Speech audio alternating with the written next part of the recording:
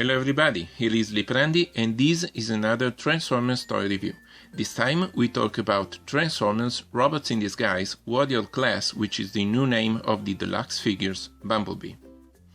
And I would like to start this review with a comparison with the older self Transformers Prime RID Bumblebee, mainly because the new show is a continuation, a sequel to the Transformers Prime events. And we can also notice some elements in the comparison of the two figures. First of all, both take cues from the Transformers Michael Bay movies in design. But we can also notice the evolution in the engineering and production of those Transformers toys. First of all, we have lost the metal pins in the wheels, which means that the other figures rode a lot faster and a lot better than the new ones. And also it doesn't help that we stored this word of Bumblebee underneath the car, but even without it, it still doesn't want to roll, and that's sad. But on the other hand, we can see and we can feel in hand that the plastic has changed. This new car has a lot more color, the yellow plastic is a lot more striking and it feels sturdier in your hands, which is good. Now, that being said, we can start the transformation of the toy.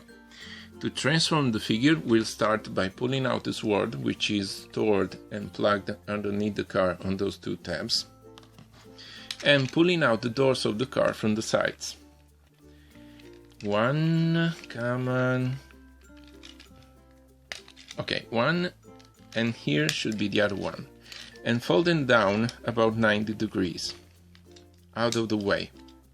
We can now pull out the sides of the car, which will become shoulders and arms for the robot.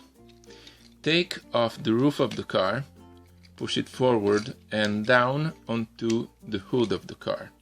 Rotate the figure here in the middle at the waist joint. Split the legs. Fold out the feet of the robot, big giant feet, like so.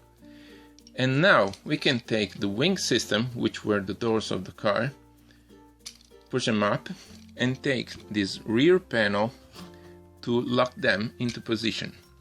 This way revealing the robot's head. And this is Bumblebee in robot mode and it looks cool.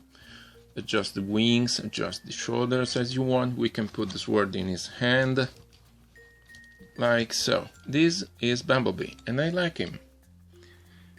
Adjust the camera a little bit. We have still this code sticker here on his chest to interact with the video game. We have light piping in his head, and this is the only figure from that line that I have at least with light piping. We have a nice articulation system. We can move his shoulders up and down, forward and back, rotate at the biceps, bend at the elbows, rotate at the waist. Almost all figures in this line rotate at the waist. Every one of them, aside from Grimlock, if I'm right. We can move the legs on ball joints, rotate here, just above the knees, and bend at the knees. And this is a nice figure. It feels solid. It's just overpriced. As I've said in the previous video, 24 euros for this one is a little bit too much. But otherwise, it's a nice, enjoyable toy. We can see Bumblebee next to some of his friends like Grimlock here.